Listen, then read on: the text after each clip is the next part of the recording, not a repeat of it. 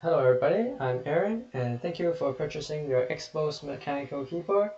And here in this video I'll try to introduce the basic functions of the firmware and what you'll need to do to get started. Well, first you should go to the Xbox website and download the latest firmware. Once you have that installed, you can open the driver and see this page. This is what you see before you plug in the device. As you can see, there's no device right here. Once you plug it in, the Xbox will default to an online mode, as you can see here. So in this app, this driver, there's three basic functions, main functions. This is the keyboard mapping side. This is the DIY lights, lamps, that you can change the coloring of their RGB colors. And then there's the macro programming side.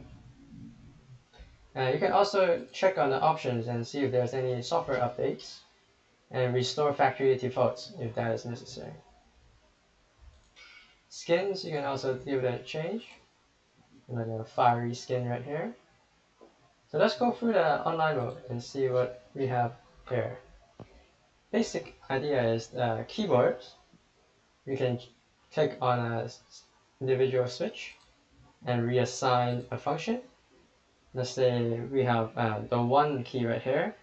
We can set it to 5 and then press the tick and they'll be remapped. And then we have macros. Macros is actually edited in the macro screen right here. So here we go to macros.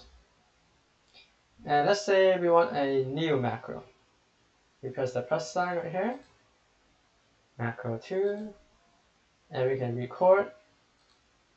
Let's say expose, and then stop. As you can see, it includes the delays between the keystrokes. You can also do some editing. Let's say I want to remove the pause. Or remove the pause, yeah, like that. And whatnot. You can play around with it as you choose. And then as you have macro 2 right here, you go back to online mode and go to the macro section. And now we see the macro 2. Now, same as the keyboard defining options, we can go to press 2 and say macro 2 and also press the tick bar to assign the item. We can have 3 different settings for the online mode, as you can see here. You can also switch between them through the function F11, F10, F12. Now, if you want to change the light of the keyboard, you can go to lamp efficacy. And here we can have a whole bunch of different options. So you can have like the full red lighting, and then press click to apply. Or you can have like a green light breathing, click to apply. If you want to change some of the options of the settings, let's say that, as we have some questions about how to turn off this middle button right here, you can just go to DIY lamps, and we can go back to say the green lights breathing. Now we can go into the edit section, and under the animations, we can just turn this off right here. And then you can preview it just to play.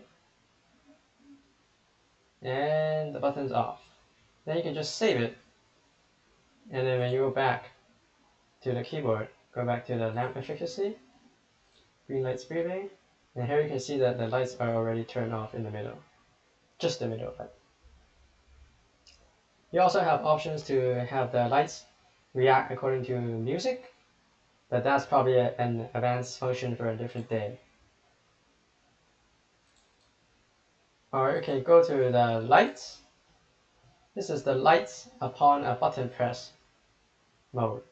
So you can say that upon the pressing of F1, I want the colorful waterfall function. Then you can press OK, and it will react accordingly when you press that single button. You can also map your mouse clicks to a keystroke. same thing as a keyboard, any other keyboard stroke. So let's say that F5 would be a left click, and we say OK, and that will be assigned accordingly. Then there are other functions like media, hotkeys, shortcuts, and even the ability to disable certain keys on the keyboard. So some of you are curious about the difference between the online mode and the offline mode. The key difference is that when you have the driver installed in the computer, the online mode will be available.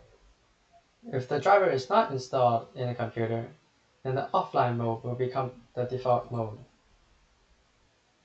Let's take a look at the DIY lamp section and see how the keyboard's RGB lighting can be customized to your liking.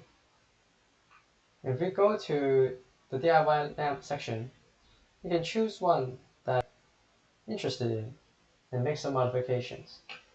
Let's say this full blue lighting.